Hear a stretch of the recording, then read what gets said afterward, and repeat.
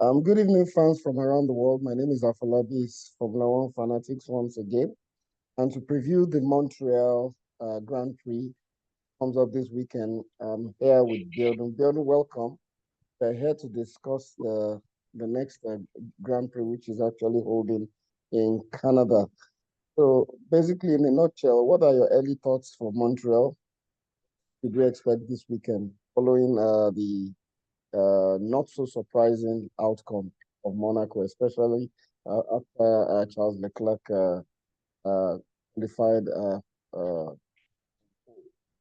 what exactly are your thoughts on Montreal? Okay, thank you, Afolabi, and good evening, viewers, listeners. It's another great um, day to discuss Formula One, and like we know, it's another great weekend for us, our Formula One enthusiasts. And it's all about the Montreal Grand Prix in Canada, like Afolabi rightly said, and it's going to be a quite interesting race this weekend. But looking at history and how the track has been, one of the key things to look out for that is the track itself. You would say it's kind of a hybrid track.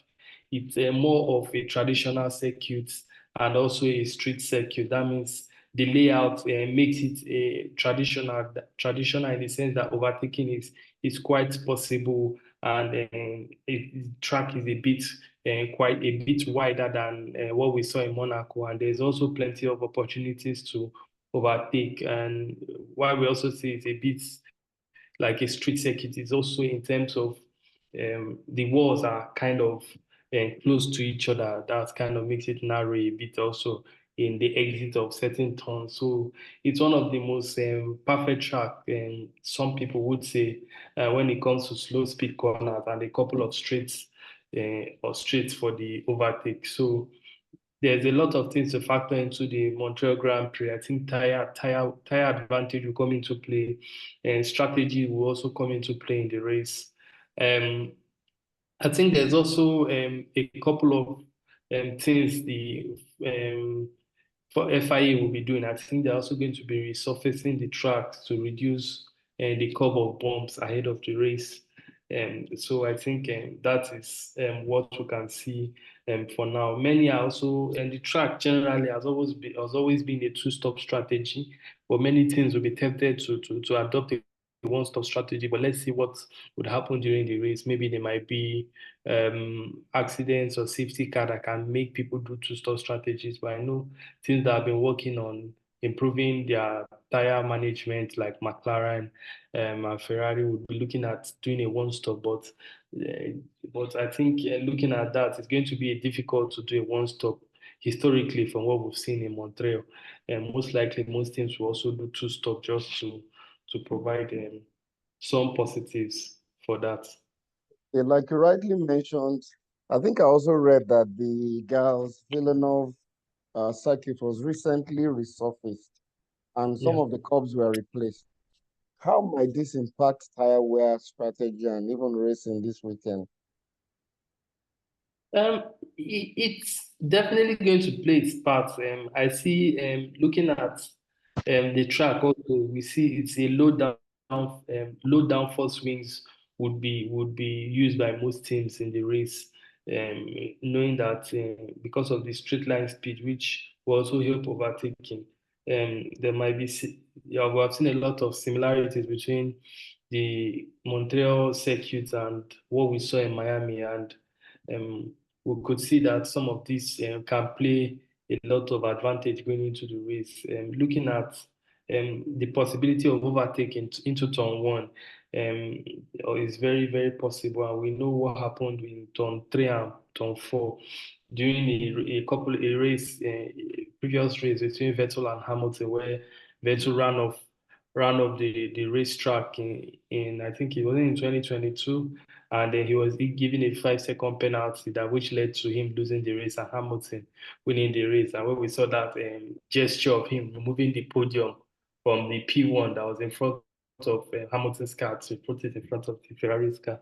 So it's Very also true. going to be a quite interesting race with what we want to see. And I know that they've also been a couple of things to look out for in terms of the DRS zones. I know that in the beginning of Yes. turn 7, which is the second sector, I think they also have is about actually, 3 or 4 of them. yes, there are three DRS zones in the track. So I think turn 7, which is the start of sector 2, is the first DRS zone. I think also turn 11 and 12 is also the second DRS zone, and turn 13, which is the start finish line, is also the final DRS zone in the race. So it's also going to be quite interesting that they also did some important insights into the hairpin in turn 10. Also, there are a couple of little things that will happen, but where many people are projected is within turn 7 to turn 9, and it's also very quite tricky part of the circuit. And many has projected that that is where Red Bull will suffer and lose a chunk of their time during the race in Montreal. Okay. I guess what normally happens where the DRS zones are, the cars are, they have an automated rear wing that is activated. Yeah, I guess the drivers need to know where those things are so that they know when to activate those things for the activate. DRS zones. Exactly. Yeah, Okay. exactly. Yeah. One interesting thing though is that it appears downforce has an inverse proportionality with straight line speed. Much as Monaco, in Monaco, what was really emphasized with the car setups was more downforce and very little straight line speed because it's a very circuitous circuit. But this time around, it appears there are a lot of straight lines. So it's going to be high speed, not really high speed corners, but low downforce. So a lot of the cars are going to be adjusting their setups to match the track, which is very, very different. For a driver like Charles Leclerc, who won in such a very circuitous circuit like Montreal, do you think Ferrari will be doing any significant upgrades or setup adjustments for Montreal, considering the fact that the setup that is required for Montreal is very, very almost opposite that to which was required for Leclerc to win at Montreal, sorry, at Monaco? Yeah, I think looking at that, Ferrari has, looking at the Monaco Grand Prix, we know that um, qualifying actually played a significant role in the outcome of that race and eventually the race result. So I think what Ferrari actually did was to ensure they secure pole and get the hold position and maintain the race. Of course, But since I they think knew that going it was into almost impossible to overtake, so the key yes, thing was to yeah. secure pole. Yeah. So going into Canada, I think it's going to be a different ball game entirely. And overtaking is very possible in about 4 or 5 areas of the circuit, particularly from turn 11 to turn 13, where the straight line speed comes into play. And Ferrari has actually not been tested with regards the pace of their straight line speed since the upgrades came in. I think looking at the similarities of the track and knowing that it's kind of similar to Miami and how the performance of McLaren performed in Miami, you say McLaren are actually one of the favorite teams going into this race in terms of the performance of straight line speed and the upgrade that they've had. Red Bull also is not too far behind. We know the Red Bull power engine also has the capability of straight line speed, but we Yes, know they do, that they do, they do. regards to the upgrade, and we have not really seen any upgrade from anything coming into Montreal. But I know that Ferrari will also, like you said, Ferrari will definitely do some adjustments with regards to setup of the vehicle to suit the race craft and race pace. So we'll look forward to what times the teams would be pushing in free practice 3, 2, and 1, and see what these teams have been doing ahead of qualifying on is it Friday or Saturday? Yes, I think it's Friday. Yeah, Or yeah, I think it's Saturday. yeah, Since you said that surface will be likely to be resurfaced, that means tire degradation and tire management becomes a factor. Depending yeah. on the grades of tires that will be used, um, tire management will play a significant role. And then the weather in Montreal too. From my little research, they said might be a factor as well. The weather in Montreal can be very unpredictable. Is it the rains? Is it windy? From your experience from following Montreal in previous years, what exactly are the concerns with weather? Yeah, I think with regards to weather, it's not really a circuit that tends to rain. It's more of the temperature of the weather, and that also plays a So the fact in temperature, okay. it also plays a fact in the entire degradation.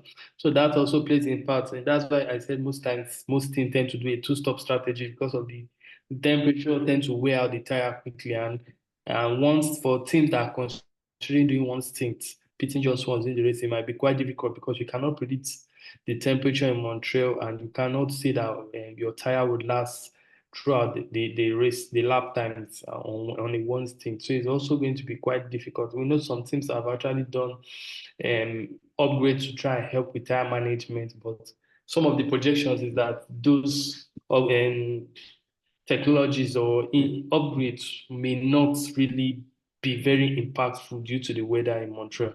But we don't know.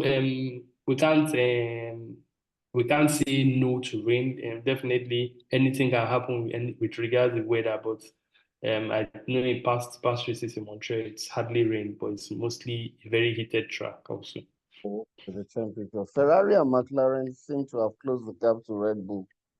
At least from this is the night. I think this is the night GP this year. They seem to have closed the gap to Red Bull in recent races, and McLaren is doing really very well, especially with Lando and Piastri. Do you expect them to be able to challenge Max Verstappen? Because I also heard that if Max wins here in Montreal, it will be his third in a row. Yeah, I think it's going to Uh, be interesting to see. Yes, it's going to So, be interesting to see how these guys perform. I think some of what I would project heading into the races. I think some of the teams that we know would struggle in Montreal. I think Sauber is one of the teams that will struggle in Montreal. They've struggled all Saba, season. Yeah, and I don't think that would change in Montreal. And the Alpines too has also quite struggled in the beginning of the season, and they've not really got on board in terms of their performance or outcome of last season, which replicating what they have this season. I think another thing that might struggle in Montreal is the Hearts because we saw how they underperformed in Miami, and I think those three teams will actually struggle in Montreal. I see Williams getting on the scoreboard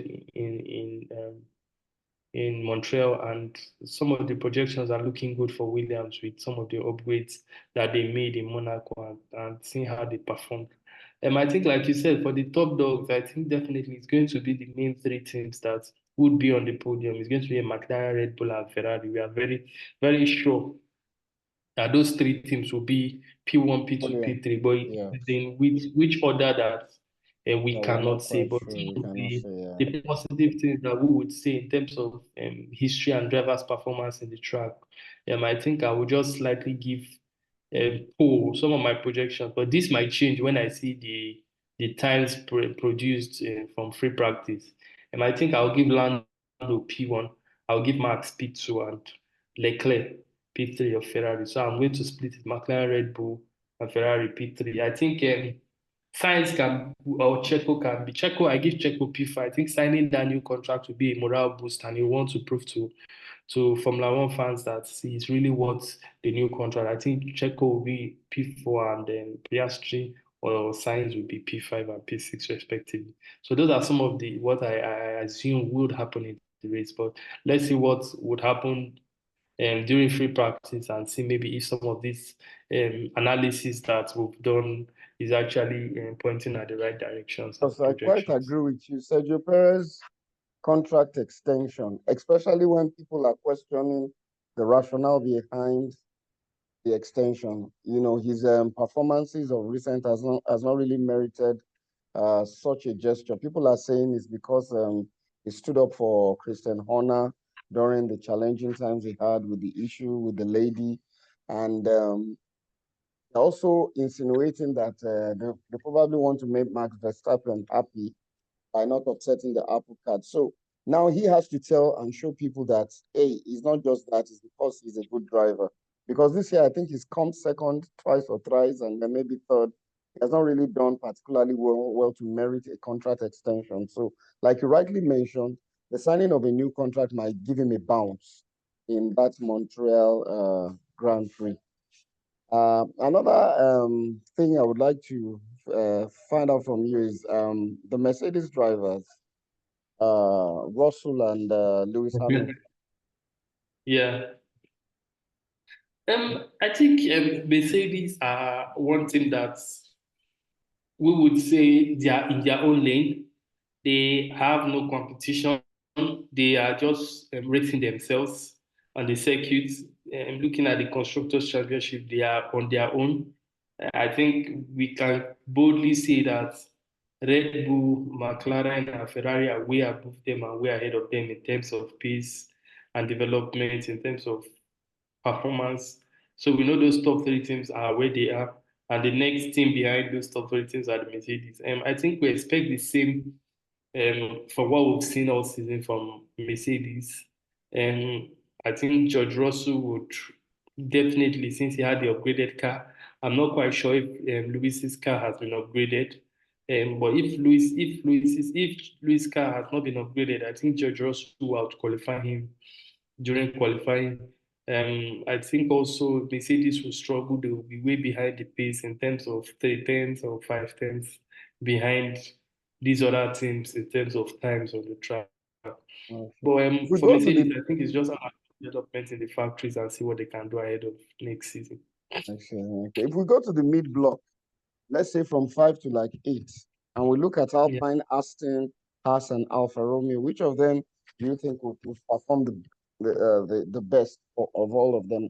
What do you see Aston Martin doing in this weekend's GP? Yeah, I think if you look at Lance Stroll has actually been doing very well, and Alonso. I think Aston Martin behind Mercedes, Aston Martin is it's the next thing behind Mercedes in terms of consistency and performance. Although they've struggled in the last couple of race weekends in terms of getting on the scoreboard and getting the results, but you tend to see that there is some pace in the car. And looking at Stroll finishing P7 or P8 in the last race or the last two races. So you know that there's some pace there. It's just to get the tuning and the setup fine tuned to bring out the best performance of the car, of the Aston Martin car. But we know that there's a pace there, and we know that definitely they'll be in the top 10 regardless of any issues in Montreal. Definitely, Aston Martin will be on the points. Yeah. They had to pick a winner and podium for Sunday outside the traditional suspects of Verstappen, Leclerc, and Perez. Who would be a bold prediction, really? Mm, Lando, Lando, Lando. okay, okay. Okay. Yeah, I'm I, th- tipping I Lando think I, Norris ag- I think I agree with you too. to win the race. Yeah. You look at the combination of drivers, really, and in terms of driver strength, I think McLaren has come along with this season with Yeah. Lando and Piastri.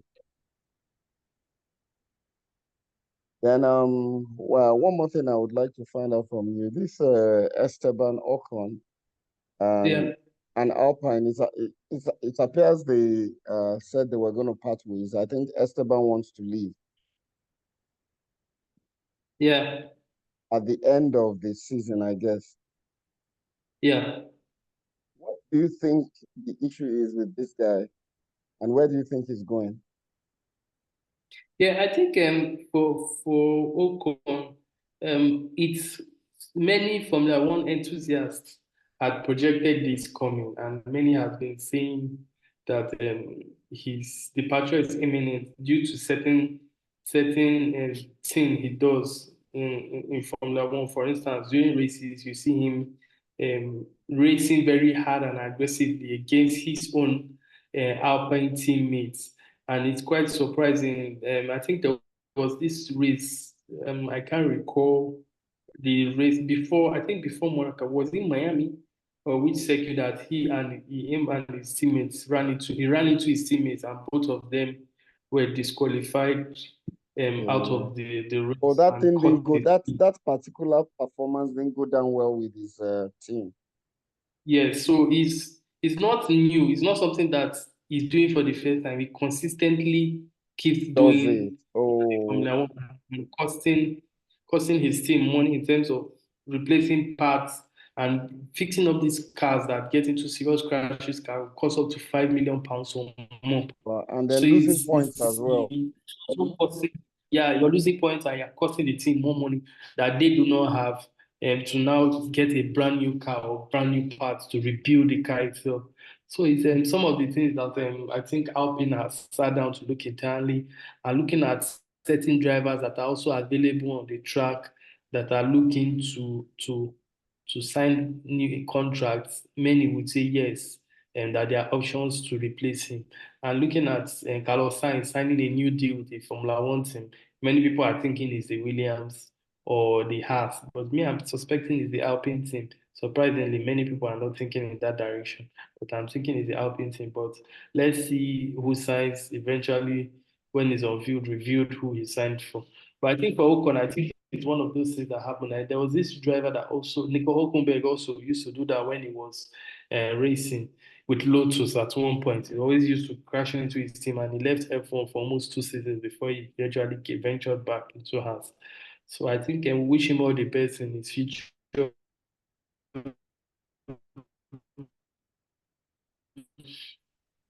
Yeah, to car racing to Formula E electronic racing. So there are various opportunities for NASCAR as well. So we wish him all the best in his career and see what he does in motorsports. Okay, so Biona, I'm going to round up this. What are your predictions for qualifying? Yeah, I think Let's say qualifying will top be top quite. four, top four. I think qualifying will be very interesting. I think Max will be in the top four. Max will be there. Lando will be there. Leclerc will be there, and Checo will be there.